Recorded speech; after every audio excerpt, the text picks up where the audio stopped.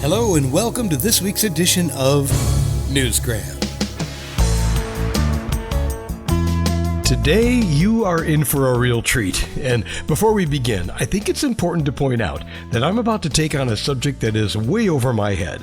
Fortunately, we have a guest that can make a complicated subject like consciousness sound simple. Get ready for a philosophical perspective on consciousness, life, and the universe from a former reconstructive plastic surgeon who's turned artist, sculptor, and author. His name is Dr. Anthony J. Emmett. The world is at a stage where it needs to understand more of the spiritual side of life. I have been affected by this since childhood, and I have been a surgeon, a reconstructive plastic surgeon, and I have retired from that and retrained as an artist. And during that time, I spent 2 years going through my past lives with a clairvoyant and Satya Sai Baba from India, who provided the scenes that I saw. And the purpose of this was to prove to myself that I was an eternal spirit, that I'd been around for a long time. His new book is Your Unique Consciousness, The Eternal Path of Life, and in it he explores consciousness as an eternal force. It explains the mystery of who we are, where we come from before birth, and where we go after death. And it's a lot, but you'll understand what he's saying as soon as you buy into the fact that we are all eternal beings created by God to love one another and to grow spiritually. We, as a species, need to understand that we are eternal spirits with a body. We are here for a time. We are here to play the games of life on this stage of Earth. And we shouldn't knock it around too much before we leave. I don't know about you, but I'm old enough to remember back in 1976 when the band Rush released their live album, All the World's a Stage. And while they weren't a spiritual band in a religious sense, they did explore some deep themes like individualism, free will, existentialism, mythology, and the human experience. And they've had me thinking about these things for a very long time. But Dr. Emmett takes it to a new level by simplifying the idea of consciousness. The thing is that consciousness is an energy like electricity.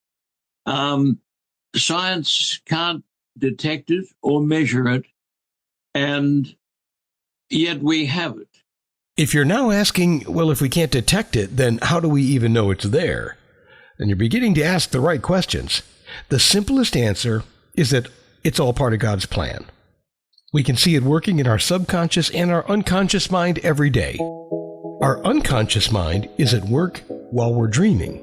The unconscious mind will make your body work, tell your bowel which way to go, activate your heart, and it does many things.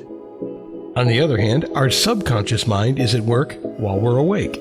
For example, the image coming from your eye is upside down, and in your subconscious you convert it to right way up. It's upside down because you've only got one lens in your eye.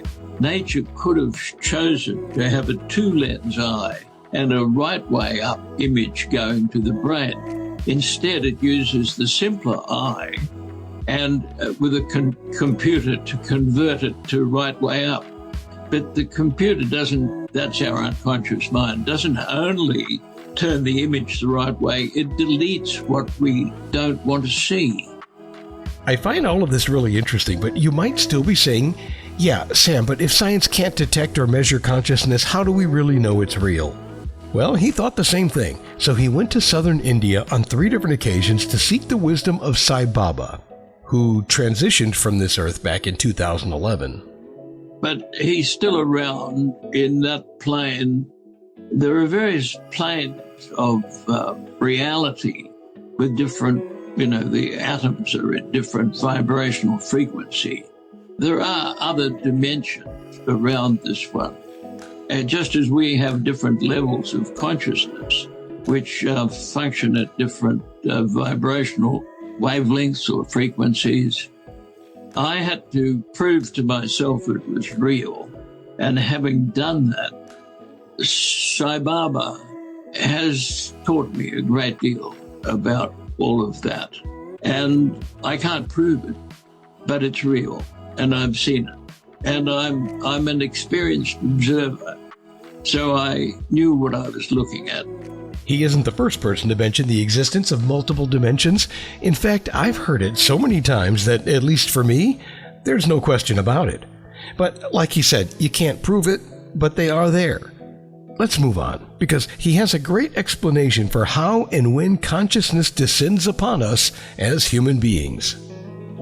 When we're being formed in our mother's uterus or womb, at 2 or 3 months or maybe later, the exact time varies, but consciousness comes in, and it's an energy that comes into the brain to create the mind. And the mind is what we're using now in this conversation. But of course, consciousness has this ability to be at different levels. Everything in the world is conscious. The planet is conscious. And we need to remember that. Everything has a level of consciousness. We have no way of measuring that, but it's true. Consciousness is one of life's great mysteries, and it can be hard to explain. You could say it's kind of like the light inside you that helps you know you're alive. It's what makes you feel happy when you see a friend or excited when you learn something new. Everything has some kind of consciousness, and it can be very simple and it can be very deep. It's a special kind of energy that connects everything in the universe, just like the wind moving through trees or waves moving through water. I can't tell you exactly what it is, but it is one of the most amazing mysteries of being alive. Subsequently, I've written many books about consciousness to try and point out to people that we each are an eternal spirit, that what we do here is added to the sum total of what we have done in eons past. And whereas our civilization mostly doesn't believe in previous lives, I spent 2 years going through it to prove to myself that it was real. And so I described this in different ways in different books. And I've had many lives of great interest, but I won't bother you with them because they're interesting. Dr. Emmett's experiences with past lives are fascinating, but at the heart of his work is something even more universal: consciousness itself. And that's where I want to stay focused, because his perspective on the nature of consciousness is so interesting, just like his perspective on the healing power of love. He believes love isn't just an emotion, it's a force for healing, woven into the very fabric of our consciousness. Every cell in the body is conscious. And you, by the attitude you hold in your mind, influence their behavior. You can make yourself well by being happy. Broadcast happiness to the cells. Your cells will respond by making you well and happy.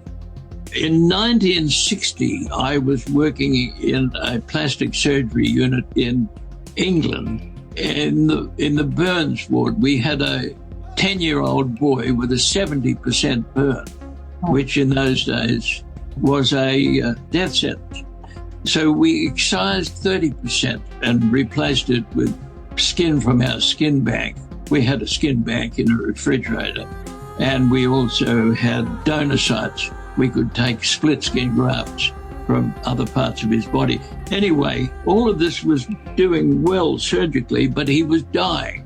It had just been too much for him.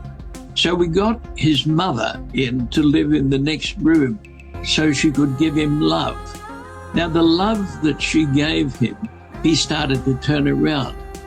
He stopped dying. He started getting better. And he lived to leave hospital and be rehabilitated. But the love that his mother gave him was the strongest medicine. It was stronger than anything we could give him. So love is the most important thing in life. Yes, and in his book, he explains the many different kinds of love. To quote directly from the book, he says, "Love is the totality of divine creation. Love is the power that holds the universe in being." So in my opinion, the Beatles were definitely onto something. All you need is love just might be more profound than we ever realized. So where did we come from? And where are we going? It's different for each of us. We are all eternal, and we are each made up of a culmination of lives and experiences that have thus far made us who we are. That's why it's so hard for me to identify the meaning of life. It is literally different for all of us, but we do share some commonalities that might help make defining life's meaning a little bit easier. And the big one is love. Love can heal, and happiness can drive us in the right direction. Love is really so important. You know, when a child is born, it has to learn love in its first 2 years, and that gets put into the self-image, which is held in the subconscious.